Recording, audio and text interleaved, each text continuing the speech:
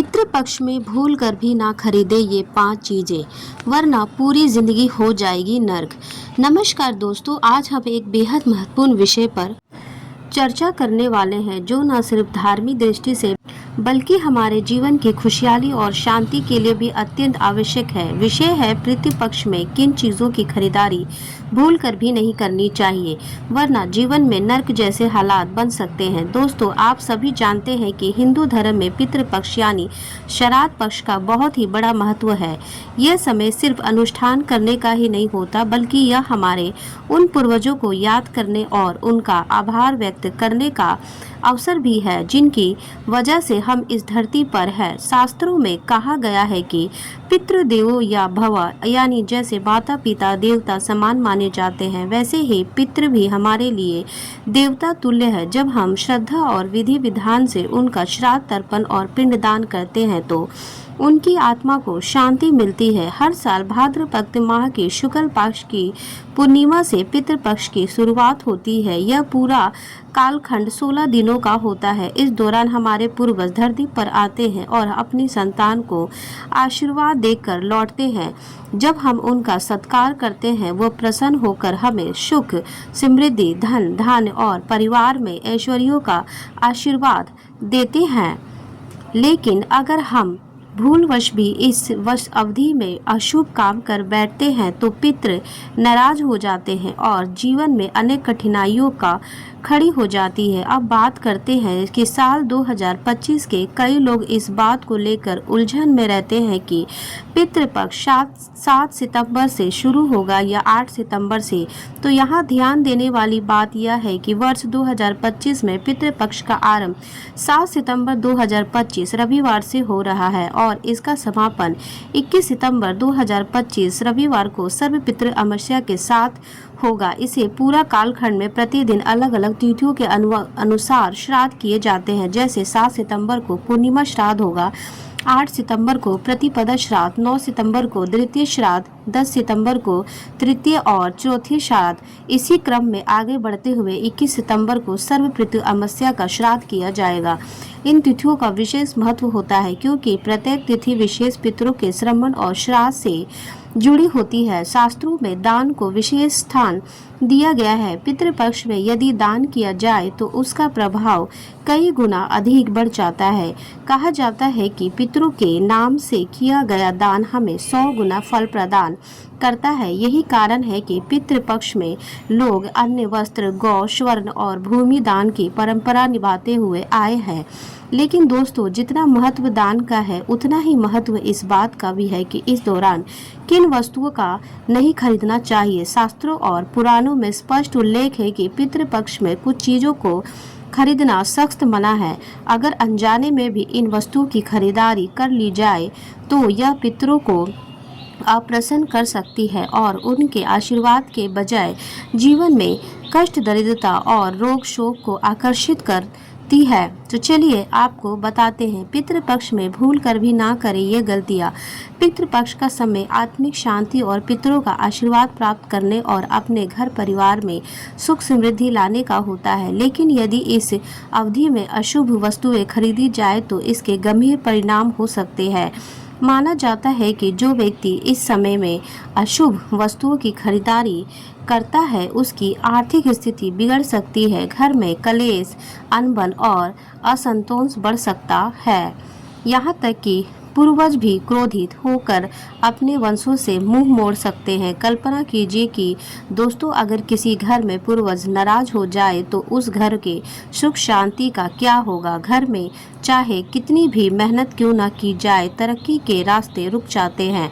यही कारण है कि पितृपक्ष के नियमों का पालन करना हर व्यक्ति का कर्तव्य है। पितृपक्ष को श्राद्ध पक्ष भी कहा जाता है। यह काल केवल पूजा पाठ का ही नहीं बल्कि संयम और अनुशासन का भी समय होता है। इसमें खान पान, आचरण और व्यवहार पर विशेष ध्यान दिया जाता है। शास्त्र कहते हैं कि इस दौरान हर वो काम त्याग देना चाहिए जो पितरों की आत्मा को अशांत कर सकता है। यही कारण है कि कई वस्तुओं की खरीदारी इस अवधि में निश्चित बताई गई है, निषिद्ध बताई गई है। इस समय में नमक का दान तो किया जा सकता है, लेकिन नमक खरीदना अशुभ माना गया है। इसीलिए श्राद्ध शुरू होने से पहले ही नमक घर में मंगवा लेना चाहिए। ऐसा करने से पितरों का आशीर्वाद मिलता है और घर में धन धान्य की वृद्धि होती है। इसी प्रकार सरसों के तेल का प्रयोग हम भोजन बनाने से लेकर पूजा पाठ तक में करते हैं, लेकिन पितृपक्ष के समय इसका खरीदना वर्जित है। कहा जाता है कि इस अवधि में सरसों का तेल खरीदने से न केवल पितृ बल्कि शनि देव भी कुपित हो जाते हैं। परिणाम स्वरूप जीवन में कठिनाइयां और बाधाएं आने लगती है। इसीलिए आवश्यक है कि तेल भी पहले से ही खरीद लिया जाए। झाड़ू को मां लक्ष्मी का प्रतीक माना गया है।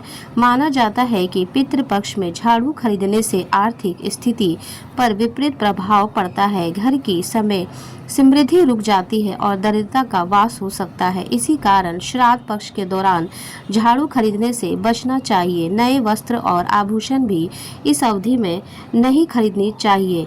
जाते हैं कि पितृपक्ष का समय सादगी और सात्विकता का होता है, न कि सजावट और दिखावे का। इस समय अगर आप नए कपड़े या आभूषण खरीद देंगे तो यह पितरों की अप्रसन्नता का कारण बन सकता है। हाँ, इस दौरान वस्त्रों का दान अत्यंत शुभ माना जाता है।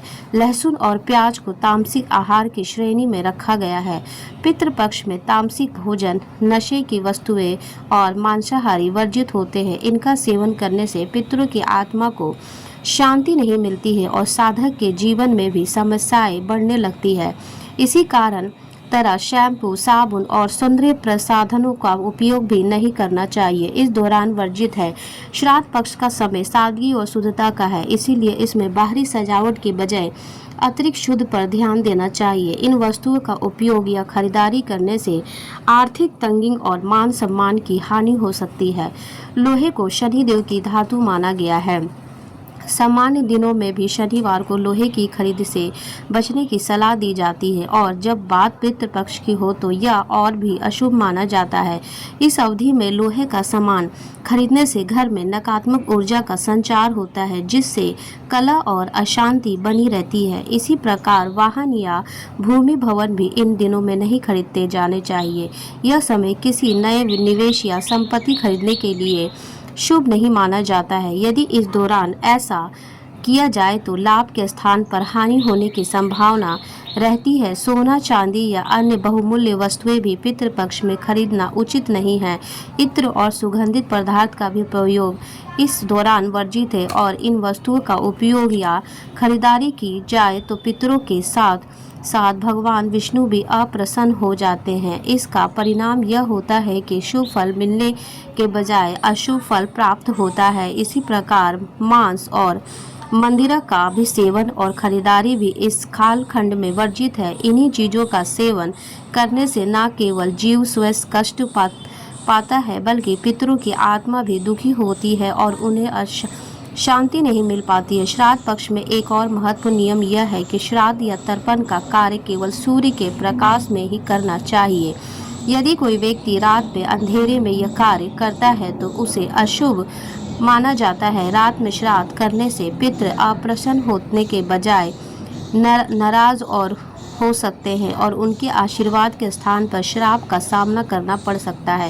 यही कारण है कि प्रातः काल या दोपहर में श्राद्ध कर्म करना सबसे उचित है और शुभ माना गया है। पितृपक्ष के दिनों में किसी भी प्रकार के मांगलिक कार्य करने से भी बचना चाहिए। विवाह, सगाई, गृह प्रवेश, मुंडन या जनेऊ जैसे कार्य इस अवधि में करना शास्त्रों में वर्जित बताया गया है। यदि ऐसा किया जाए तो पितृ नाराज हो सकते हैं और यह नकारात्मक प्रभाव वश पर पड़ता है। यहाँ तक कि अगर मकान निर्माण का कार्य चल रहा है तो इसी समय छत की ढलाई या किसी बड़े कार्य से बचना चाहिए, वरना इसका परिणाम अशुभ होता है। पितृपक्ष से जुड़ी एक महत्वपूर्ण और परंपरा है कि पितृश्रोत का पाठ जो लोग नियमित रूप से इस पक्ष में पितृश्रोत या गीता का पाठ करते हैं उन्हें अपने पूर्वजों का विशेष आशीर्वाद प्राप्त होता है। यह न केवल पितरों की आत्मा को शांति के लिए शुभ माना जाता है बल्कि परिवार में भी सुख समृद्धि और शांति बनी रहती है। तो इस बार पितृपक्ष 2025 में अपने पितरों को याद कीजिए और उनका श्राद्ध कीजिए और उनसे आशीर्वाद प्राप्त कीजिए, क्योंकि जब पितरों की कृपा होती है तो जीवन में हर प्रकार की बाधाएं दूर होती है और परिवार में सुख शांति और समृद्धि का वास होता है। दोस्तों, आपको यह जानकारी कैसी लगी हमें कमेंट करके ज़रूर बताइए। अगर यह वीडियो आपको उपयोगी लगी हो तो इसे लाइक कीजिए, अपने दोस्तों और परिवारों के साथ शेयर कीजिए और चैनल धार्मिक विश्वा को सब्सक्राइब करना बिल्कुल मत भूलिए, ताकि आने वाले